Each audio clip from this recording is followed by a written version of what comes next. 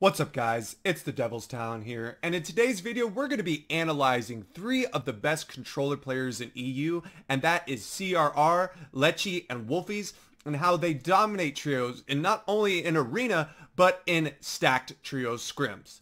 But before I get into this video guys, if you do enjoy my content or find what I'm telling you helpful, please drop a like on this video, hit that subscribe button, and turn on post notifications. But without further ado, let's just jump right in. Alright guys, on the screen you can see we have Letche's POV. This is going to be the trio scrims to start off, so we're going to show a wide variety of how to play in stacked endgames, mid-game, and then we're going to go into a W key fest game in arena towards the end. So they are landing Lazy Lake. Letshe gets a nice kill off spawn. Good comms from CRR, tell him hey he's got attack, gets you attack.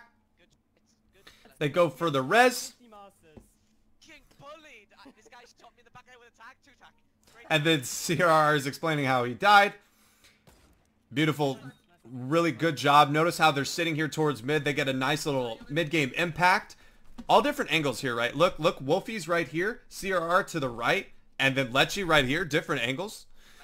Creating all sorts of pitches and angles. Making the trio have to, or I guess not the trio, be the duo. Beautiful, catches this one off guard as well. They've knocked one. And I love this decision not to commit, right? They have 2 bodies to play with to improve their mats as well as get them surge for later on in the game. They tell him to leave. That's exactly what Letshe does. Good decision in my opinion. They can now pick up all of these extra materials. And then it kind of fast forwards to a stacked endgame. As you can see, 47 players. They're going to shockwave to zone. Obviously, no bouchers, unfortunately. 2-2-4. This is going to be really impressive from Wolfiez and Letshe. Comms that they land low ground. Look at, unfortunately, CRR gets split, and he's going to end up getting taken out. They get together. And so they end up getting together here. Look how laggy the servers are. Really, really unfortunate. They control a lot of space. But getting them ahead allows them to control an infinite amount of space. So Letshe is going to sit back here eventually once Wolfiez tarps in a significant amount. He splits his hard materials, tells him, hey, I'm going to go look for picks. And they have a humongous tarp to work with. Good comms from Wolfiez there. He said, hey, we need to go up. We're going to go up. And so now they're playing on this layer. They're splitting layers. One tarping, one kind of staying back looking for picks. Good comms. Hey, be ready to insta-move if they get a max pull. They kind of got zone right here, which is good. They could kind of go back towards their own tarp. So Letshe again looking for picks with them being ahead. And then what ends up going to happen with Letshe only being 240. They bounce her ahead. Get a huge crack right here. And then get a nice little pickup low ground. Playing this low ground extremely well, especially as a duo. Really difficult to control height as a duo. So I like the decision here to play lower. Oh, the other guy made an excellent read. Tells him to chill, just to chill. Wolfiez then again tarps ahead on this low ground, and what this allows him to do is allow him to get this big pot off after. They tell him to come in, and Wolfiez just keeps getting ahead. Wolfiez just keeps grinding ahead, allowing Letshe and them to get ahead. They control all this space on the low ground, that impact being so huge. But again, they're playing to their strength, right? They have floppers for heal off. They're only a duo, so height isn't their concern. What is their concern is basically just playing this low ground and controlling as much space as they can, surviving. This is definitely a placement type oriented what you're wanting to do, and this is exactly what they do. They kind of get fortunate zones here, use their old tarp back, and they can save mats this way. Now, Letshe not having significant amounts, about only 300. Wolfiez says he stacks on materials, and that's just because, again, they've been playing these low ground. They have all these low ground tarps. They've controlled all of this space. Really good job from Wolfiez right there, finishing off that kill. They decides not to go for it. Wolfiez feels like he's got enough. Beautiful cone slide, and then you're going to see. Beautiful. They get a full trio. They drop him in, and then that's the refreshes that you need. They could really fry out on low ground. Most of these teams going to be shambles on low ground. But this duo is not going to be shambles. They have so much, and look at the heals that they have. Good comms from CRR as a knock saying, hey, it goes up, you need to get up, really be concerned about that. This layer is very, very scuffed, but they're playing it very, very well. Great job blocking off, and then they get up to a much better layer right here, where they can kind of maneuver a whole lot better. They said Letshe has floppers. Good comms again from CRR, letting them know, hey, you have floppers, you can win this heal off.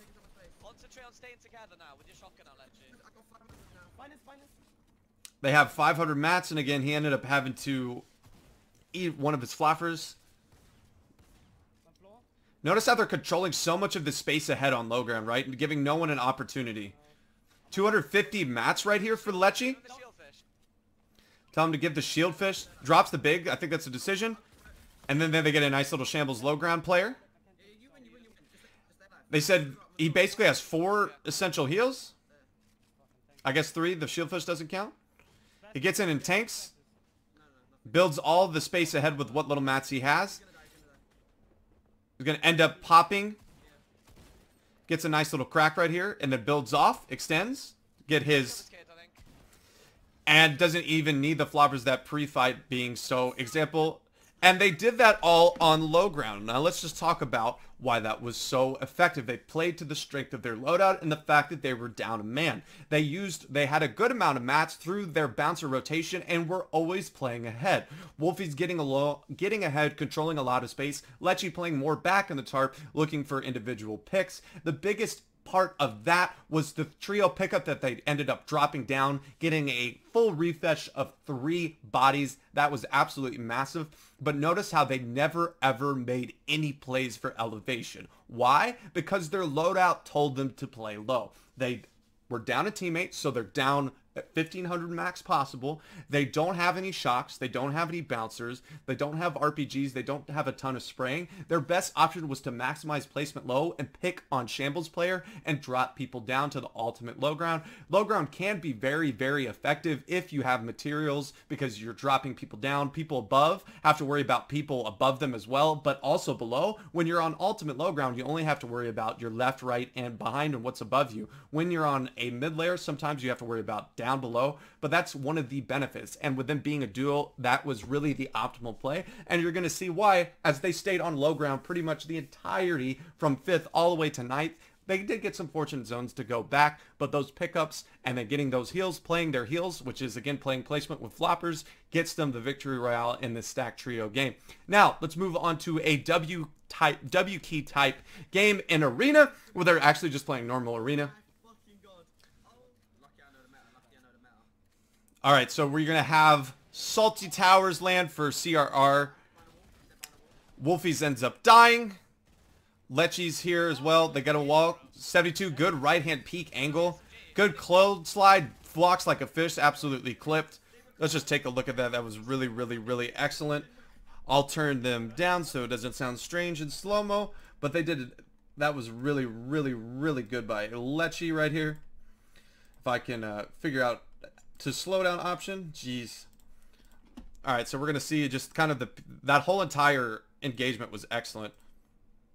So they see that Wolfiez gets knocked. He realizes that he has his wall. Not only does that, he makes a right-hand peek, cracks, and then immediately ducks behind, gets a 79 knock on the other player, attempts for a clone slide, but does cut him off, gets front wall, back wall, and then cone slide, and then beautiful, a very nice quick 2 kills. Good mechanic-wise, but good understanding of piece control. Piece control does what? Ends fights fast. That's exactly what happened there. Really, really good stuff from Letshe right there. They're going to get Wolfiez up, I'm assuming. I'm not sure that they landed here. This is 35, so I'm assuming they rotated from somewhere else, and they already have 10 kills. But let's just watch the rest. L2 spamming, dominated with an aim assist. 38, nice, cracked. I love how he covers his head there. Gets an opponent not paying attention. Gets... Beautiful. They just pre-fired him. They say he's hacking. It's a pretty funny moment, but not much to say there. Just good good awareness that opponent was not holding his blueprints out, and so that he could just simply walk in with attack. He said that's not pre-fire, that's hacking. What is it? What's that shotgun? That shoot thing? So they're rotating out on this other team. Good attempt at that cone. A move popularized by 100 Thieves Parallax back in the day. This guy got, he goes, I'm getting absolutely spat on. He actually did kind of get worked.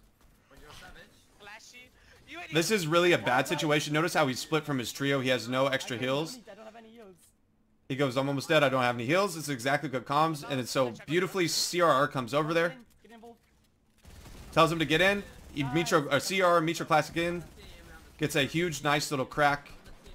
And he's going to get minis, so he's not going to be completely shambles. He's going to eat all the spices as well to get his heals up. So you stole my kill. Oh my god. So you stole my kill for no Wolfiez complaining about getting his kill stolen. Wolfiez is dead again. Fucking idiot. Good angle. Good movement right there. Gets a nice little 43 crack. CRR ends up cleaning up right there. Really good stuff. Tell him to get in. And tell him to spray. They tell him to double pickaxe and eventually he falls in. That guy's kind of in a really bad situation. And then they're going to get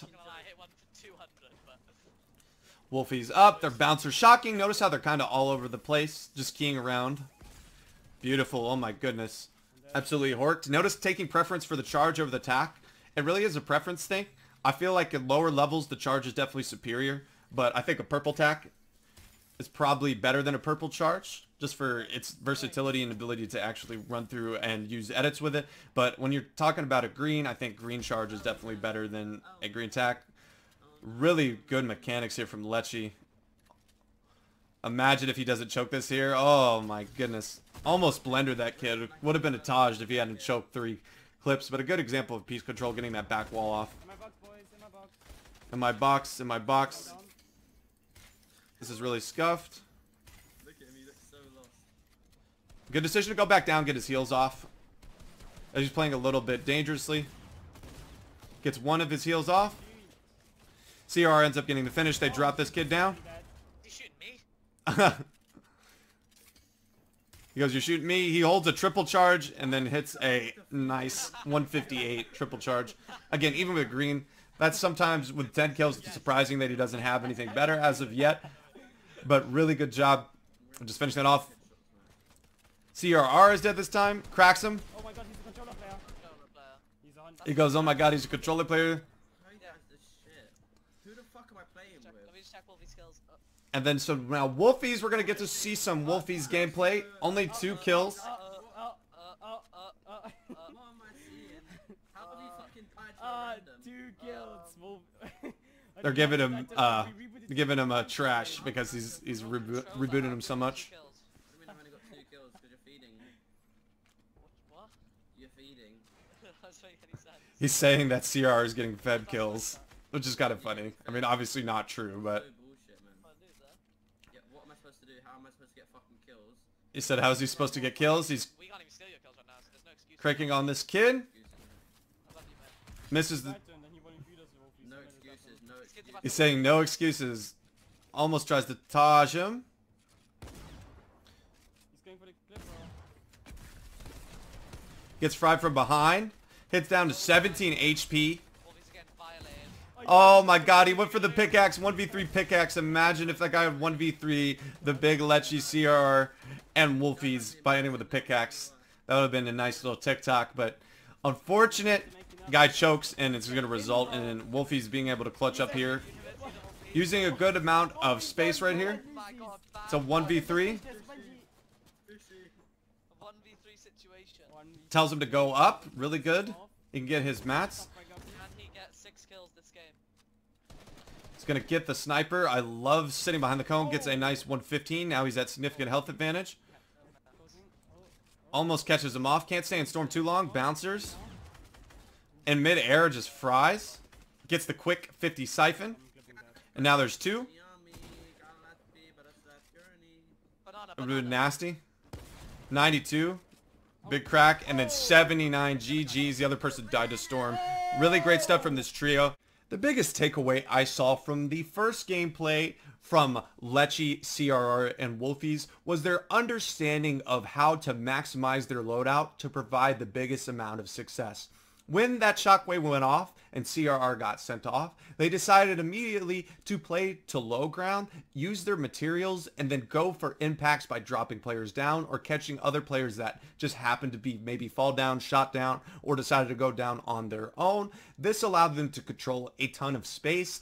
This allowed them to get quick refreshes and then use their floppers to basically guarantee a win in the heal-off. They constantly played ahead. They looked back for picks, which they really didn't have any pick opportunities. They just did an excellent job of dropping down players from above or finding players that have dropped down from above, getting their mats, and then continuing to get ahead. They did get some fortunate zones with a pullback where they didn't have to use too many mats, but as a duo, maximizing the low ground was masterful in that especially stacked lobby.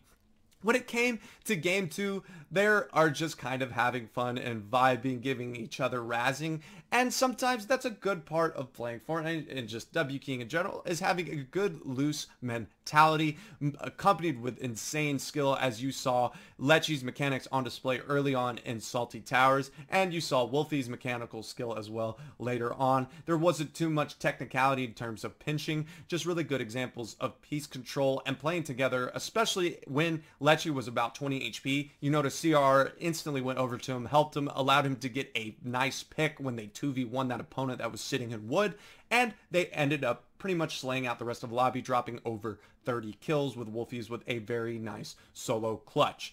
But overall, in that second part of that game, in terms of W King, the biggest takeaway is have a nice, loose, relaxed mindset and just have fun. That's what Fortnite is. It's a game. Try and have some fun. But that is going to do it for today's VOD, you guys. If you do enjoy my content or find what I'm telling you helpful, please drop a like on this video, hit that subscribe button, and turn on post notifications. And I hope I'll be seeing you in the next one. Peace.